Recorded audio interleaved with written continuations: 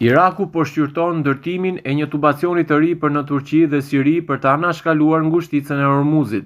Ministri irakien i naftës Basim Mohamed Kuder tha sot se Iraku po studion mundësitë e ndërtimit të një tubacioni të ri që do të lidh Basrën me Kirkukun dhe prej andej me portin turk të Ceyhanit, me qëllim diversifikimin e rrugëve të eksportit të naftës bruto dhe anashkalimin e ngushticës së Hormuzit. Kuder deklaroi në rrjetet sociale se projekti përfshin edhe mundësinë e zgjatjes së një pjese të tubacionit të naftës deri në terminalin Banias në Siri. I vendosur në bregdetin veriperëndimor të Sirisë, qyteti i Banias është shtëpia e një prej rafinerive kryesore të vendit dhe një terminali eksporti në detin Mesdhe.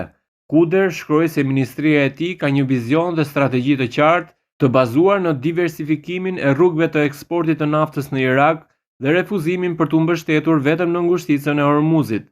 Iraku, një prodhues i madh i naftës, për vite me radhë është mbështetur në ngushticën e Hormuzit për të transportuar naftën e saj të papërpunuar në tregjet botërore.